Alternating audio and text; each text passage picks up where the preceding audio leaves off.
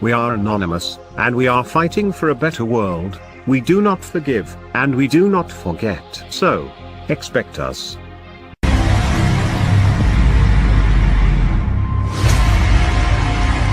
Greetings, world.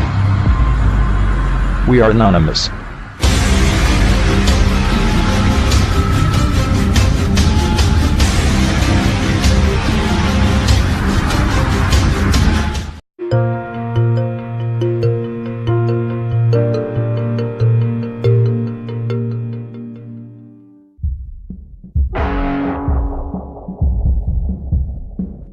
The computer hacker group Anonymous is claiming tonight that it took down the website of the Federal Appeals Court in San Francisco this afternoon. They took down Senate.gov servers. They've taken down HB Gary. Sony's claiming they did $150 million worth of damage. So many confidential files that tonight, because of these hackers, can be in the hands of anyone. Visa, MasterCard, the PayPal situation. The criminals who hacked into Sarah Palin's private email.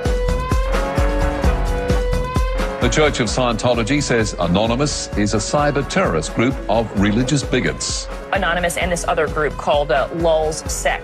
They seem to be wanting to prove a point. Anonymous kind of was like the big, strong, buff kid who had low self-esteem. And then all of a sudden punched somebody in the face and was like, holy shit, I'm really strong. And Anonymous calls itself the final boss of the internet. And sometimes it proves to be really fucking true. You are going to violate the freedoms of the internet, you certainly better watch the fuck out.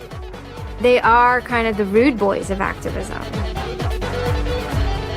There's a real rough edge to them, which I think also is one reason why they garner so much love and hate from people too. They represent a certain sort of chaotic freedom. Individual, young, nameless, faceless folks are having geopolitical impact. I mean, it's both exhilarating to realize that and terrifying to realize that. It kind of depends on how that power is wielded. We are Legion. We do not forget. Expect us.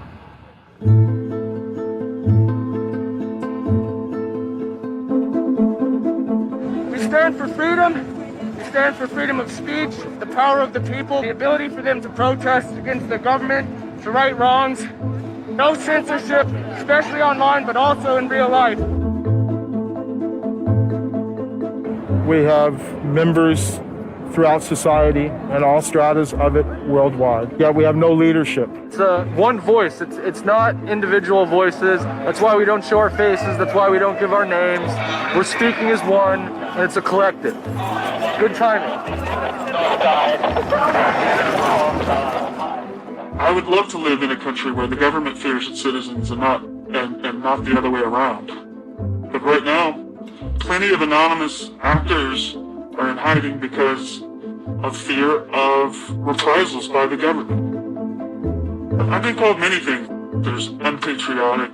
That we're just a bunch of children sitting in our parents' basement. I got called a terrorist sympathizer. We've been called kids, we've been called cyberbullies, we've been called hooligans, and you know, sometimes those words aren't entirely unfair, but this is a serious political movement. No one, in the general public really seems to get it. What they don't seem to get is that the ability for Anonymous to be everything and anything is its power. Anonymous is a series of relationships, hundreds and hundreds of people who are very active in it and who have varying skill sets and who have varying issues they want to advance and who are collaborating in different ways each day. They're a little bit like a prism or kaleidoscope. They've got many different facets and many different sides. Of course, when you spend enough time with them, you start to get a sort of feel or texture that's not just random, right? Yet it's very multifaceted, very rich, which does span from the quite lighthearted to the very, very serious. Bob Dylan had a line in a song just saying, to live outside the law, you must be honest. They might do something which isn't technically correct, maybe it's not legally correct, but they're doing it for purposes that in their minds at least are ethical.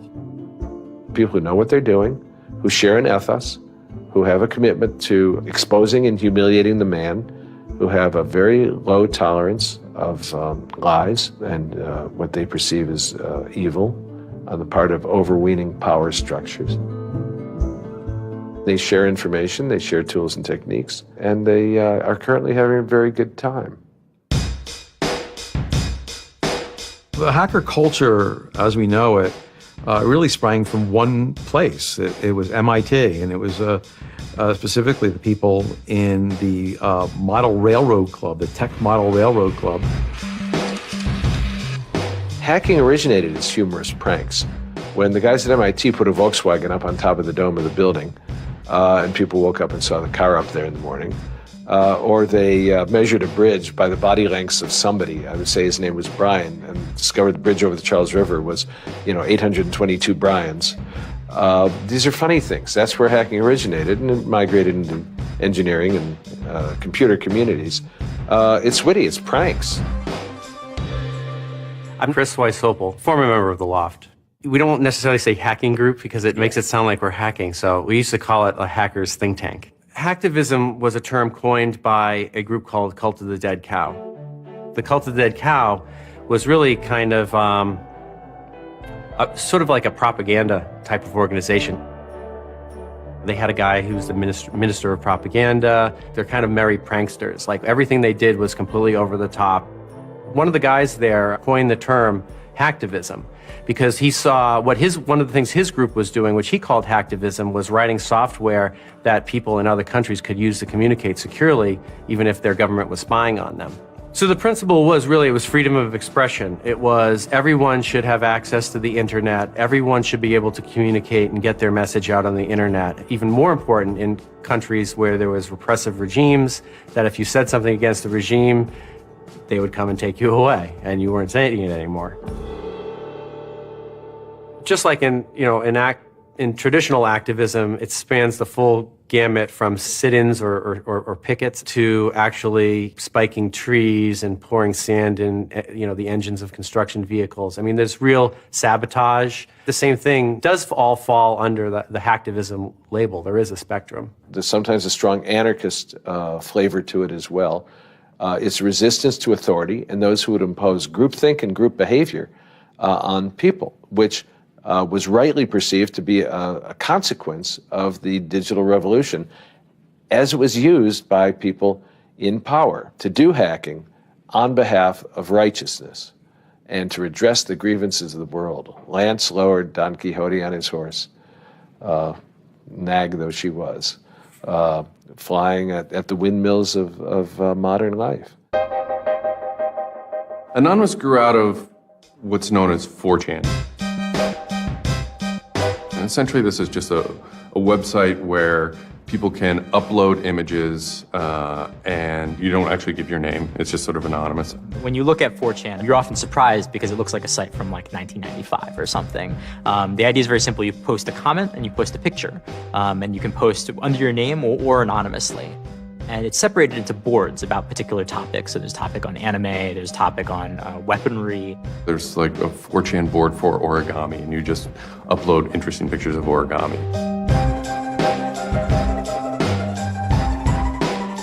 And then there was a group called the B board, which essentially was for like anything goes. The first time anybody goes on B, it's kind of an instant revulsion. Because there's never a time that you go on there where you don't see something horrible. That instantly puts off a lot of people. The idea is post something that can never be unseen. Half of the posts on B are there specifically to make people not want to come back to B. It's what you get when people are allowed to express themselves with absolutely no restriction whatsoever. It's the kind of sum of human imagination when people can get together and think together without any limits or parameters. It's the most vile, disgusting, and funny thing on the internet.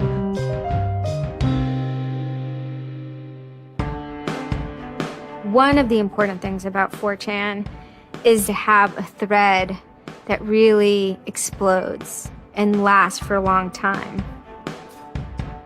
If it doesn't, then it disappears. It's a site that's not archived.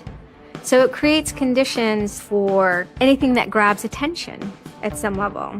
And so humor and grotesqueness as a result are quite good for that. I'd rather just be referred to as anonymous, I guess, in the interviews, because I have some docs out on me. 4chan's just where I went to. I grew up on it, and I lived there. That's just what I did for fun. It takes a thick skin to enjoy it. But, you know, as long as you're not offended, you'll occasionally come into something really cool or really creative on 4chan. I think the most interesting thing about it is how you can watch memes evolve. You'll see something posted one day, and then a week later, it's got 50,000 derivatives of it.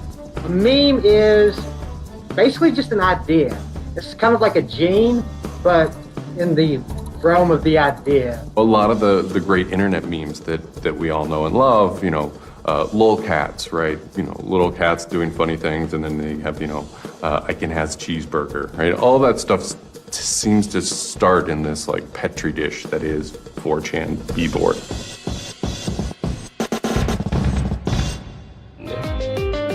Say it publicly and your insane chocolate rain.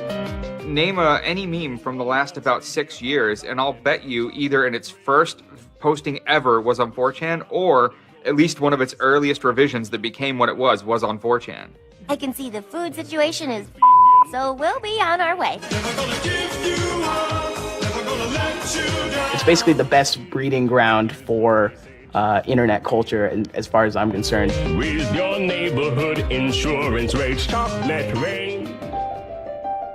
4chan is also very known for acts of trolling.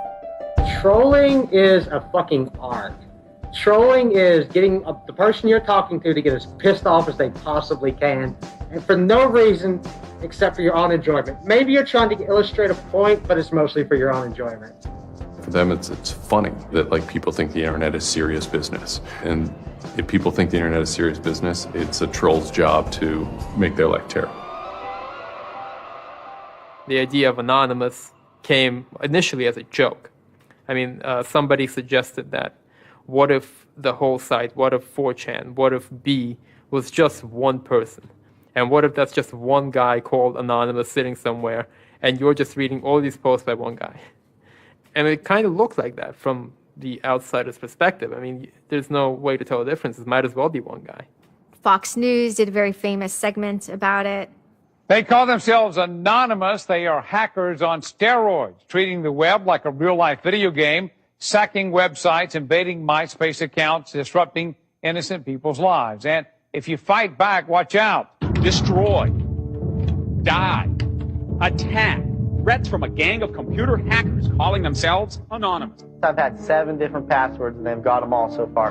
Anonymous hacked his site and plastered it with gay sex pictures. His girlfriend left him. She thought that I was cheating on her with guys. As long as I can think back, Anonymous have done some pretty off-color things in the name of getting cheap laughs, you know. But, I mean, that's part of the culture. They get what they call lulz. Lulz is a corruption of LOL, which stands for laugh out loud. Anonymous gets big lulz from pulling random pranks. For example, messing with online children's games like Habbo Hotel. Habbo Hotel was this online community where you had an avatar and you walked around and talked to other people. It was kind of like an early version of, you know, World of Warcraft or Second Life or any of those virtual worlds. What the people on B did was invade Habbo Hotel, created, you know, thousands of avatars. They all had this one uniform of a black guy with a big afro wearing a black suit. And so there would be thousands of these people, black guys, black suit, you know, huge afro, walking around this world, and they would do things like form a swastika out of themselves. And I think that was a real landmark because it was when they were able to see that, you know, they can use their numbers to do something really interesting and really disruptive. So we blocked the entrance to their pool, and that just pissed them off so fucking much. It was fucking beautiful. That was fucking just wonderful. Wonderful times. Those kids love that pool. They love the shit out of their pool. The goal was actually to offend everyone, simply because the idea that we could offend you by drawing a little shape on the screen was stupid to the people involved in it. They were like, really? You're going to get that mad over us just drawing this on the screen? Wow. Well, you need to refocus a little on life, because this should not be upsetting you that much. All these different organizations online, whether it's 4chan or just any website, there's typically a community aspect to it. This is where people have their social relationships. This is where their friends are. This is where they have a creative outlet. And so all those aspects are going into groups like Anonymous, where people feel like they're part of a bigger thing and they're able to express themselves within that group. There were certain words, certain phrases, certain ways people respond to things, certain images that were posted that created a pattern, and that pattern was, I guess, the origin of what is now Anonymous. It's like Freemasons with a sense of humor, in so much as they have this common symbology, and one of their chief joys, which is kind of wrapped up in power and secrecy, was the fact that they could recognize each other by referencing these symbols, referencing these phrases. Over 9,000. It's over 9,000! I lost my iPod. Mudkips, anything involving mudkips. So you have this weird sort of international culture developing with people, across the world, wherever they may be. In late 06 and, into early 07, there's a bit of a sea change where instead of just posting a bunch of content or randomly saying we're going to go over to some website and post a bunch of dirty comments against someone, it becomes a little more organized. Welcome to the Hal Turner Show. They went after a guy named Hal Turner. I am being discriminated against because I'm white. Hal Turner was a neo-Nazi who was, big online and had a podcast. I think that the 14th Amendment was not ratified properly, and I think, therefore, it is still okay to have Negroes as slaves in America. The first time I heard about Hal Turner is he was knocking somebody on 4chan. There's a million neo-Nazis out there. But he started picking on our dude, so we had to go to our dude's fucking defense, and it just so happened that he was a neo-Nazi, so that's a bigger reason that he's a fucking dickface. Who are you? Where are you calling from? Hola, this is Pedro. Spick, don't call. Diego. He was just a horribly racist radio personality who seemed to handle it well when you called in. Like, he could handle being berated by Anonymous. And that made it very interesting. It made it a bit of a challenge. It wasn't some guy who just either crumbled or stopped answering the phone. It was a guy who would yell back. Hal Turner wasn't the first, actual person that, Anonymous had caused trouble for, but the circumstances ended up being significant. They DDoS'd his website, stuff like that, costing him thousands of dollars, bandwidth fees. Denial of service has been around for a long, long time. The equivalent of if you, for some reason wanted to disrupt a bus service, right? You can hire 1,000 extras to all go and line up at the bus station, right? And get on the bus. And so that anyone who was really trying to get on the bus couldn't do it, right? It's as simple as that. When you stop trying to visit, website goes back up, no permanent damage. We DDoSed him, and then we kind of trolled him in real life. We sent countless pizzas to his house. We signed him up for escorts on Craigslist. We sent a bunch of pallets of industrial materials to his house, which he ultimately had to foot the bill for. And basically, we destroyed his ability to pay for his radio show, and that took him off the internet. And then they ended up getting some real hackers to help them out. This wasn't sort of pranks. They actually were able to get into Hal Turner's private servers and his mail servers and find some interesting emails that he was serving as an FBI informant, which, if you're a right-wing neo-Nazi, is not a good thing to be. And obviously him being an FBI informant, and also his reaction, his sort of douchebaggy reaction to the raids, damaged his credibility within the white nationalist scene, which is a shame. Hal Turner's gone. He's been prosecuted by the feds for threatening judges. What follows is a period of confusion and anger in which, the original Anonymous people, the sort who want to keep Anonymous as this nihilist little, ridiculous group, are upset that now, that the most terrible thing on the internet is now becoming a force for good all of a sudden. I'm Mike Vitale, and my handle is Seth Dude. Now, this is January 2008. Anonymous is strong now. You know, we're not a little dinky fucking group anymore. Like, this is like millions of people worldwide and we're watching. And then Scientology stepped in with a big target on its chest. A video came out of Tom Cruise. It was supposed to be like an internal Scientology video, talking about secrets of Scientology. Being a Scientologist, when you drive past an accident, it's not like anyone else. As you drive past, you know you have to do something about it because you know you're the only one that can really help. It talks about you're the only one who can stop, bad things from happening. And so this is kind of widely mocked online.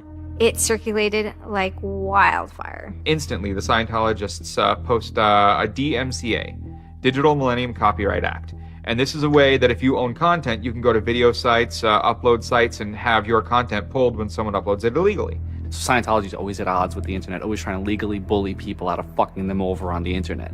They always did that. And then here they are trying it again, but you know what? Anonymous saw that and they said, oh, you guys just fucked around badly. Like, you're trying to censor our internet. Like, are you trying to take a joke away from Anonymous? Like, you don't do that. A few people on 4chan posted, hey, we should grab that video and post it on a few other sites. What followed was this term called the Barbra Streisand effect. And this video, as they're attempting to suppress it, went everywhere. Like, everywhere you look on the internet, you were gonna stumble upon this video. Actually, Gawker, the site that I worked for, was, I think, the first one to put it on the website, and we got in a huge legal battle with Scientology, who wanted us to take it down.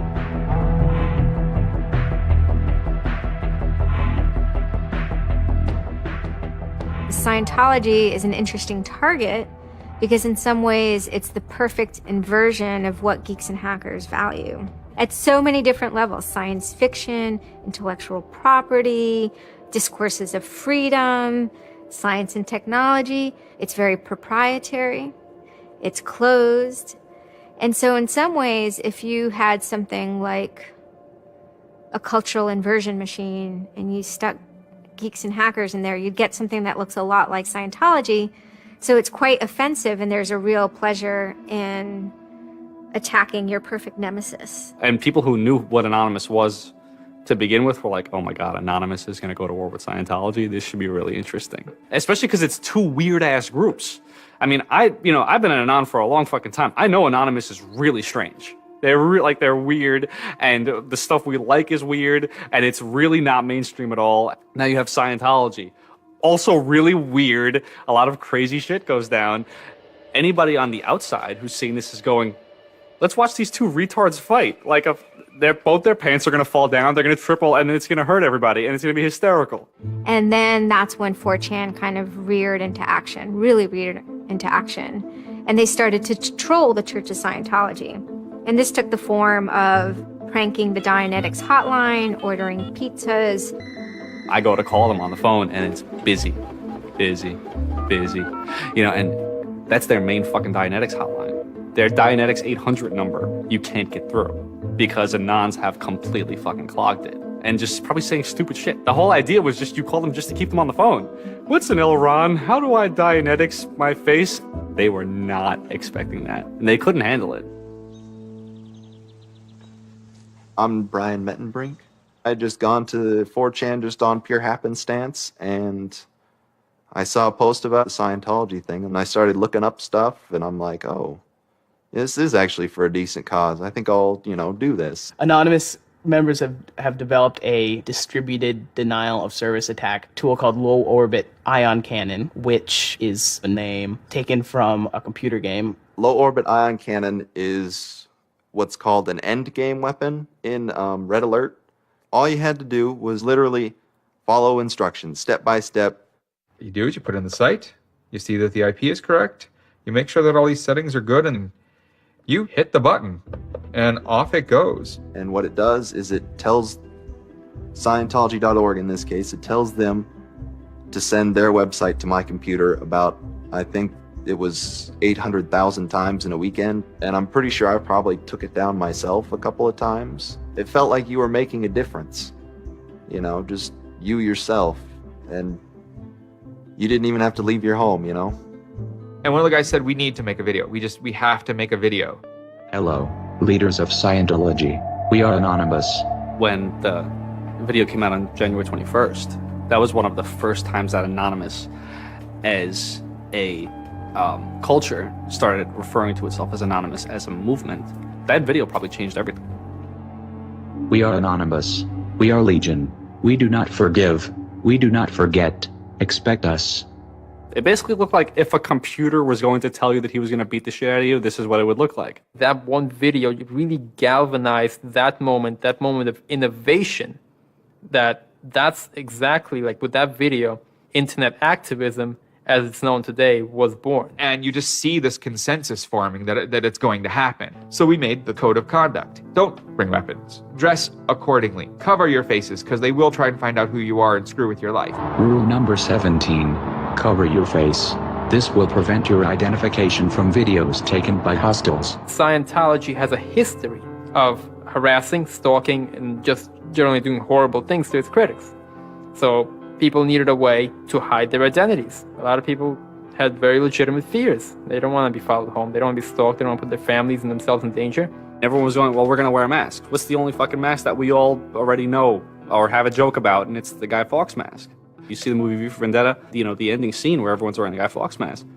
That is very reminiscent of what Anonymous thinks Anonymous is.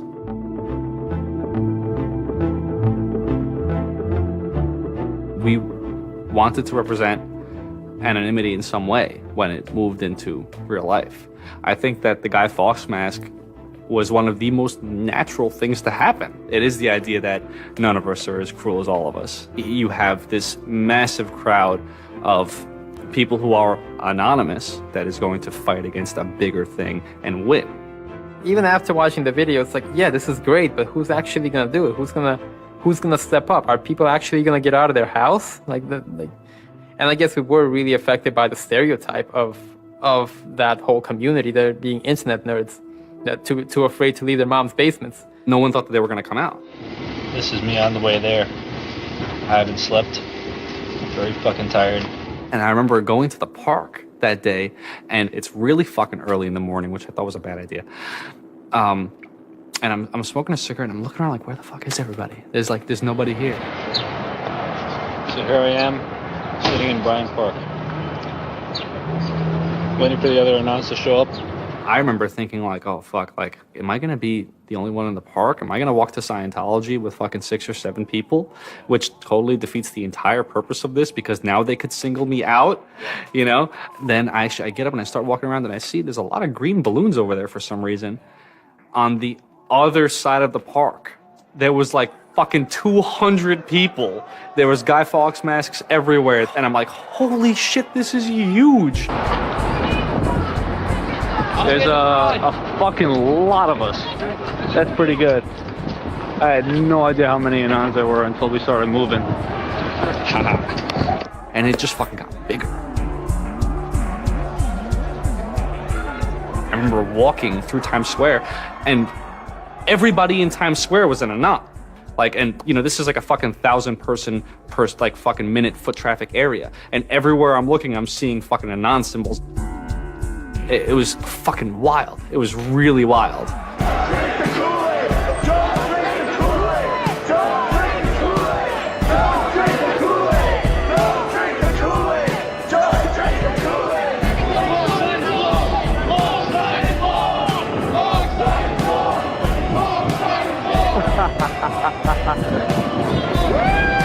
This is our fucking raid. Hell yeah! So we start getting numbers in. And Sydney, we're thinking that it's going to be 50 people. And before 10 a.m., before even time, there's already 50 people there. And there's still streams of people walking down the streets. A couple hours into it, because I didn't go to bed until 1 in the morning, you're looking at Sydney as, wow, there's 250 people in Sydney. The cops are estimating higher than that for their reports. What just happened? Adelaide, Perth, and Melbourne happened. And, over 200 at each of them. We nearly broke 1,000 leaving Australia. Now, the next protest was Tel Aviv, which had actually gotten its first Scientology building right before this. There were Palestinians and Israelis at this protest, both holding their flags. And at one point, they actually switched flags and held up each other's flags and whatnot. It was awesome to see. I call our guy in London, Britanon, and I say, hey, what's going on there? And he's like, did you just get out of bed? I said, yeah, I haven't even turned on the computer. I just figured I'd call you. And he said, we've got 600 people and the cops are really, really mad at me. All the major cities were having hundreds of people come out. It's massive. Clearwater had like 300 people. I don't think anyone beat out LA. I think LA had over 1,000 people. We are Legion! We are Legion! The thing that happened was something completely different, and hundreds of people from every city just swarmed the streets. It was kind of overwhelming, a little even scary, but scary in a good way. Soon, we're at around the 10,000 mark, and we were joking the whole time, over 9,000, one of those memes. It was too surreal. It was not believable. You go by what name? We are Anonymous. It was very empowering, especially after people saw the thousands of people showing up. This was it. We owned the world at that point. We all met each other. The idea of an Anon is you're fucking alone until you get to 4chan, and then these people all think like you, And all of a sudden, you're not alone. You are with fucking 500 others. They all know the same jokes as you. They all clearly have similar interests as you. Here's your culture. You meet your own people finally. It's perhaps a little surprising.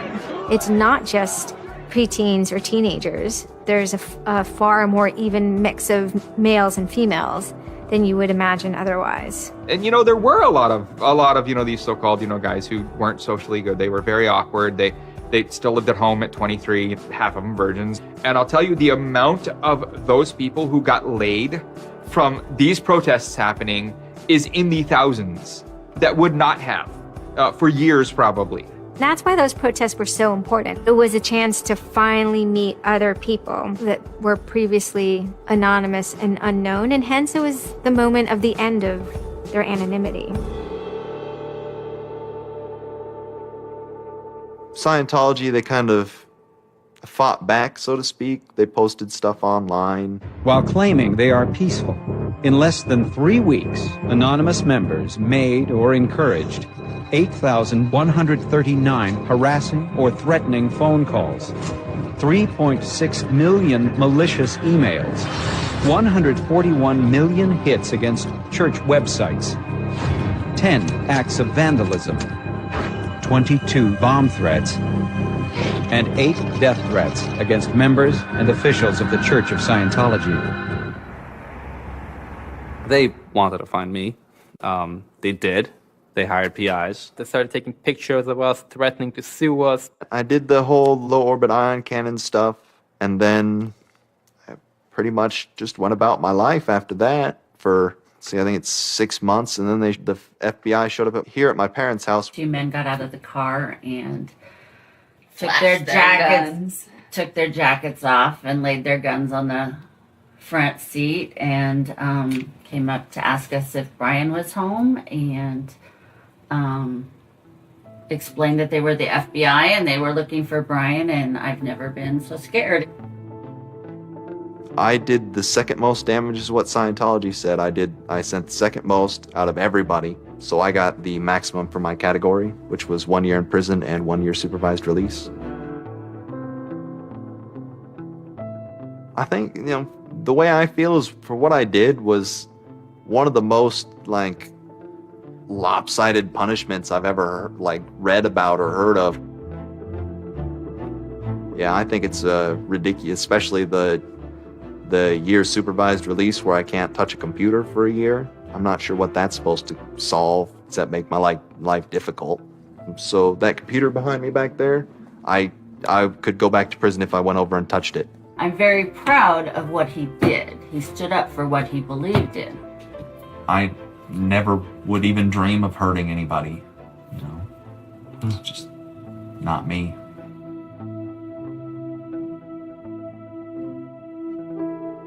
Prior to Anonymous, critics of the church still had to be very, very careful because of the aggressive lawsuits that were launched against academics, journalists, and other critics.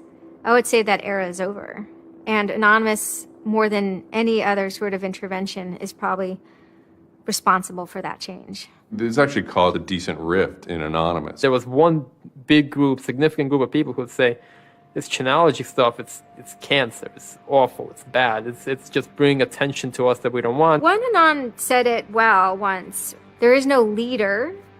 Their ops have momentary leaders, de facto leaders. Almost through meritocracy, there's more respected or more persistent participants. Some people participate in a single operation and are never heard from again. It might even be a housewife who just, agrees with that political statement or that protest. I like to describe this with the picture of a bird swarm. Everybody's flying very, very quiet. Suddenly, one bird flies into the other direction and the mass fly into the same direction, following that person. It's totally okay to say, I'm sorry, I don't take part. When Chanology was running full force, it was like a kid stretching for the first time and actually seeing the real power. If you had asked me all throughout 2008 and most of 2009, is the politics of Anonymous always going to be sutured and hinged to the Church of Scientology? I would have said yes. And it became unsutured, unhinged, when a different political wing was born in 2010.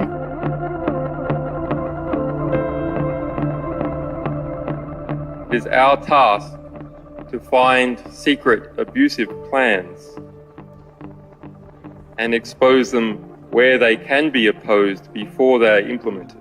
The interesting thing about someone like Assange is that he actually also sprang from a hacker culture. It's a mentality of spreading information.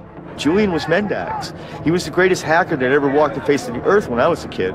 I mean, they rumored he could move satellites around in space by hacking into NASA. Maybe it never happened, but it was a myth that kept young kids like me wanting to plug a computer into a modem and see if I can move some satellites around.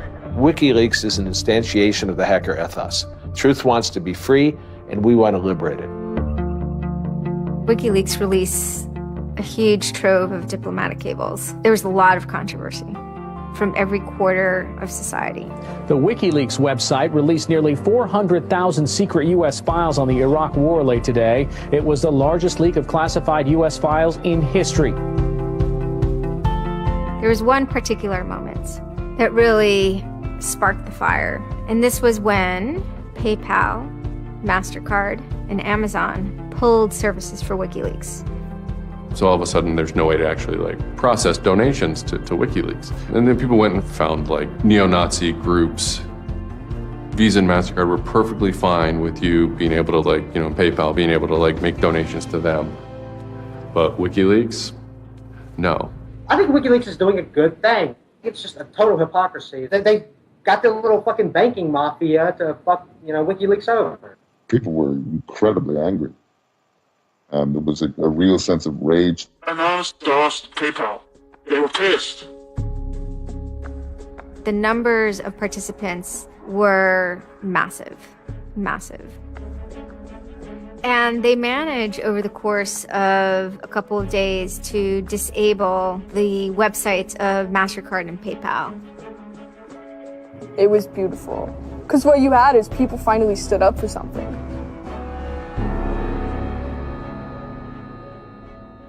My name's Pete Fine. You can call me an internaut or a hacktivist. Telecomics is an ad hoc cluster of volunteer net activists who have spent much of the last year trying to keep the internet running in the Middle East. In kind of the lead up to the Egyptian revolution, we would tweet on people's behalf. We would get people from Egypt who were unable to access Twitter on their own on our IRC network, and we would take reports from them and tweet them out using our account to kind of help them get the word out about what they were experiencing. Some of this shit is personal. And one of the things about the movement as a whole, when Egypt rolled around, is that Egypt broke us emotionally. Watching in real time with live feeds that we helped set up, Egyptians get massacred with machine guns. it was different. And I have never in cyber activism wept before. It's never bothered me like that. It's never been able to touch me the way Egypt touched me. And then January 27th, January 28th rolls around, and the Egyptian government starts shutting down the internet. I mean, just for the whole country. The whole country. There's this fantastic traffic graph that you can see the traffic coming out of Egypt, and it looks like, like this, and it goes like that. Just totally stops. And we were just shocked. We were just like, what the fuck? Like, what the fuck? To think that a country would completely cut itself off as much as it was able to from the outside world was pretty unthinkable. We know bad things go on in the dark places. That's the kind of thing that could start riots.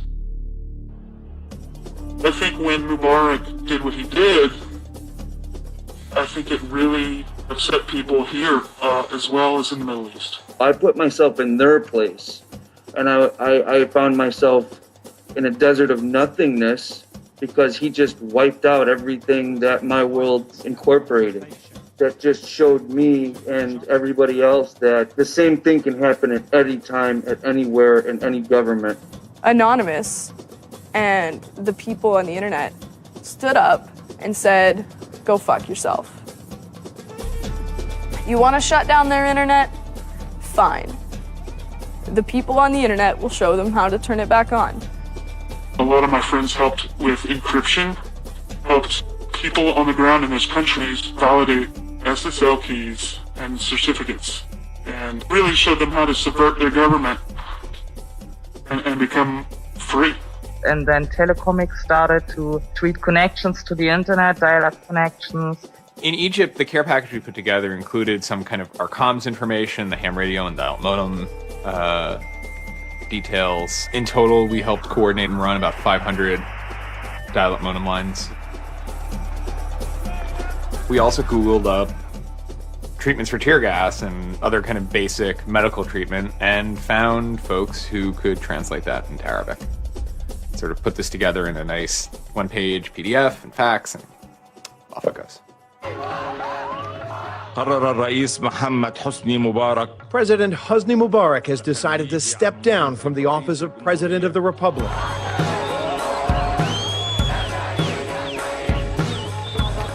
When Mubarak left, it was a hell yeah moment. People can rise up. People can make a change. And I think for a lot of people in America, it was the first time they had seen people rise up and take down their government and say, we're sick of this shit. We're sick of the oppression. We're sick of living as slaves to your power. We had Egyptians come thank us as we're doing this stuff, and I said to them, like, look, you guys just get our back if stuff goes down here. It's a revolution that was facilitated by the internet, by Facebook and by Twitter. Not caused by it. I mean, 50 years of dictatorship has caused the Arab Spring. But the internet has certainly been helping. Although it was awesome and it was one part we were fighting for me it was quite clear that it's not the end of the story. That it's not suddenly changing into rainbows and nine cats or whatever, but that we now have to watch even more. Suddenly on February 5th, Financial Times article comes out that we all see. And it's quoting this guy named Aaron Barr, who's the CEO of HP Gary Federal, which is an intelligence contractor. And Aaron Barr is telling this Financial Times journalist, Joseph Min, that he's been secretly monitoring the AnonOps server where all this is going on, and has done so for several weeks, and using his own custom brand of information operations techniques, has managed to identify the alleged leadership of Anonymous, including 25, quote, lieutenants, unquote, some sort. We have to see this document. Everyone wants to know. We don't need to destroy him. We don't need to destroy his company. So they get it. It was unbelievably easy to get into that network. Now, to put that in hacker terms, Anonymous is a hornet's nest. And Barr said, I'm going to stick my penis in that thing. The HB Gary hack brought about 70,000 emails. Probably the most important ones had to do with a proposal that HB Gary had already formulated. It was packaged up as a nice PowerPoint presentation, kind of act as privatized agent provocateurs, where they were going to discredit WikiLeaks. H.B. Gary was proposing submitting fake documents to WikiLeaks, and then when discovered as fake, the error could be called out and it would discredit WikiLeaks. Right. So, so there's a lot of like specifics that I can't talk. But so let me try to answer that though in a general sense. Well, first of all, it's probably no surprise to anybody. I'm not a big fan of WikiLeaks. I think that the broad purpose of trying to get as much information, proprietary or classified information for the government, expose that, is an extremely destructive and dangerous purpose. The proposals involve conducting information war on WikiLeaks and its supporters, creating dissension within WikiLeaks, DDoS attacks. You also wanted to launch cyber attacks on WikiLeaks infrastructure to get information on document submitters. Well, one thing I guess I want to make sure is clear is, none of those activities had actually occurred. There's in business, there's when you start proposing or thinking about an idea, there's a brainstorming phase, and somebody says, well, what if, what could we do? What's theoretically possible? Well, still, this was an idea. This was proposed. This was something that you thought about. Right. They also wanted to go on a campaign kind of targeting Glenn Greenwald, who's a reporter for Salon, who's an outspoken kind of critic of the government and supporter of WikiLeaks. It seems like you're trying to attack a journalist here. Yeah, and I don't want to talk too much more about Glenn Greenwald, but other than, what I previously said is, there was never an intent to attack journalists, not on my part. Nor I guess I should say I should generalize that and to say that I would never just outwardly attack a journalist, other than if I felt that there was a journalist in my mind that was acting unethically. That's a fair game for having a public discussion about. They were walking a very fine ethical line at points, and in many cases, the mass opinion is, no, they stepped well past it. I will not support broad theft of information released to the public, because that's nothing but destructive. If somebody has information that's been stolen from them, and whether or not WikiLeaks encouraged the theft of that, or whether or not it was just put in their lap, still they're threatening to release the information that is the private property of another organization. So your choices are to just allow that to happen, or to try to stop it. How offensive is too offensive? We've certainly seen a lot of strategy coming out of governments across the world now saying, publicly admitting that they need to develop better offensive strategies in cybersecurity, because defense as a whole, it isn't enough. It never is enough. In the court of public opinion, that took H.B. Gary quickly from being a perceived victim to being a perceived villain themselves. It was becoming harder and harder to distinguish the good guys from the bad guys. And then, kind of seemingly out of the blue, there was something by the name Lulzsec that sailed into the seas. Lulzsec, it's sort of a group, mostly from Anonymous, who, large part of the same people who hacked H.B. Gary. And they decided to form this little group and just carry on operations sort of outside the purview of Anonymous for a while. They hacked whatever they wanted, they released whatever they wanted. It's almost like they had no rules. They just said, this is what we're going to do. We're going to stir up the cart. We're going to make some trouble. We're going to make some waves. And they did. The majority of time, the majority of Anons are not doing anything particularly illegal. When they are, a huge number of them try to do that in a very specific political context.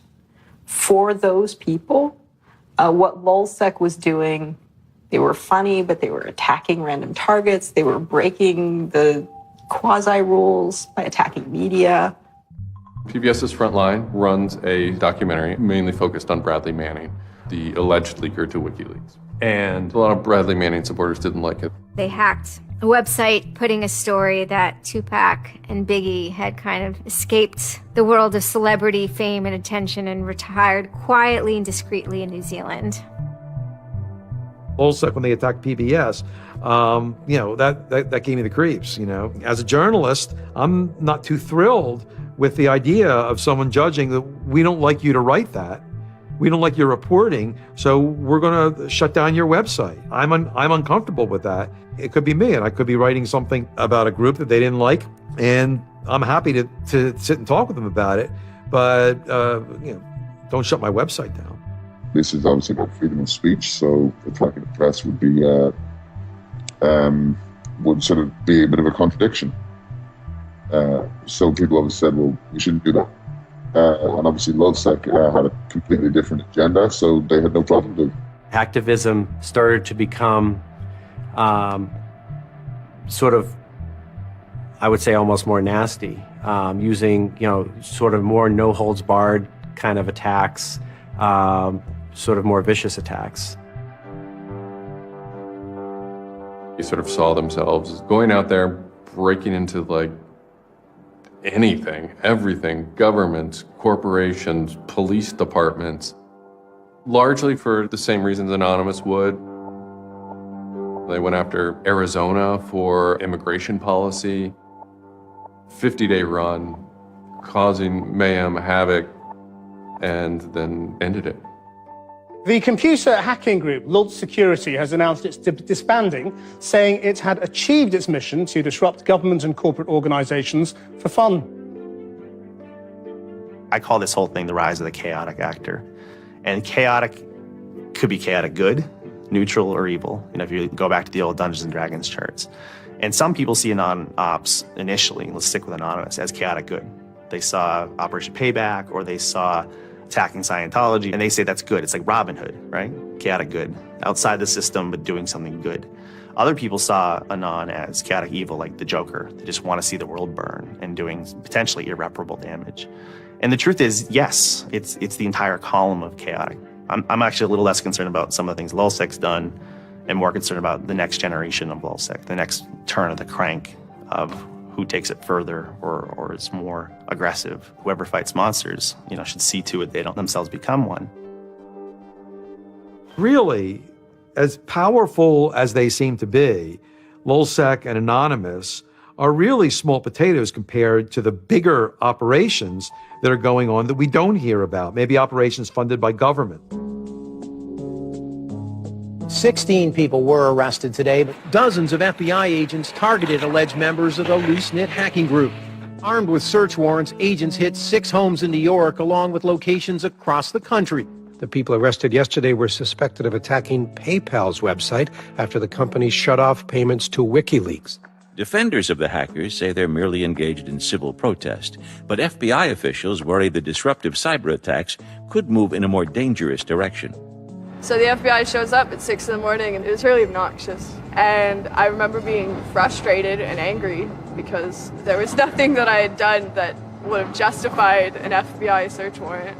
They came and guns blazing and all this other good stuff, busted down the door. I immediately just dropped down to the floor, 180, didn't want nothing. I wasn't trying to fight nobody. Even if you accept what the government is saying is true, what is important is that people are participating in the process. It is very much the process. It is sitting in a counter in Selma, Alabama, 500 Freedom Riders refusing to allow people to go and sit in at a segregated lunch counter. They write books about that stuff. It is demonstrating at a street corner saying no to a war. It's just a different, it's just a different vehicle. It's the same result. There's always going to be legal consequence when you decide to break the law. That comes with the territory. And it would be naive not to expect that. The question is whether the punishment will be proportional to the crime. And I suspect it might not be. People will be watching very closely to see how these cases proceed, on what grounds, and whether there's any room during the trials to think, especially of the denial of service attacks, as a legitimate form of protest. So much of our lives are now configured, at least in part, on the internet. So we better start thinking about how we claim parts of the internet as spaces that we can also protest in. There's a certain online culture that believes in certain values like freedom of expression. They're against corruption. They're against governments controlling their citizens. And when they see those values harmed in some way by some organization, the hacktivists strike back. I don't think this whole issue is a technical hacking thing. This is more about human philosophy and psychology. What's motivating us? Why is there so much unrest or disenfranchisement or anger that would lead people to want to take matters in their own hands and join these? Whether you think it's bad or not is irrelevant. It's not going away. The part of me that likes the ability to have rapid destabilization and change loves this. The part that knows how powerful it is means it's a force multiplier for good or for evil. And how that power is wielded and how we want to self-regulate is going to be the most deciding factor in if this is a menace or a benefit. I certainly don't think most of the conversations in law enforcement or the government are informed enough to know how to deal with this. I suppose the question you really want to ask is, would I do it again? And honestly, after thinking about it, I felt that I did what was right. I had a belief, I still do, that what I did was the right thing, and hopefully someone got some good out of it. You know, I'd love to think that maybe I stopped someone from joining a cult, you know, probably wouldn't tell on myself next time, but, you know, I don't think I would have changed a single thing other than the whole talking to the FBI thing. Just that little yeah, just the little detail that kind of changed everything, yeah. I'm angry. Occasionally I have small breakdown moments of terror, but I haven't stopped believing what I believed. I haven't stopped wanting to fight. I haven't stopped caring. Show me what democracy looks like! Show me what democracy looks like! There's a lot of people in Anonymous who feel very deeply and very sincerely about their contribution towards democracy around the world. And I think that's one of the main things that I'm most proud of about Anonymous. There are things that I'm not proud of about Anonymous, but we stand against censorship and we stand against oppressive governments, even our own. It's a very noble thing. And history teaches us that change simply doesn't come with flowers. It doesn't work. No? If they say I'm a criminal, then, well, then I will be one. I don't care if you're a Democrat or a Republican or an independent, or if you like Ron Paul, or if you worship pigeons or Scientology, or if you're Catholic or atheist or Methodist. I don't care about that. Your opinion matters. I don't care if I disagree with it. I don't care if I hate your guts. Your opinion matters.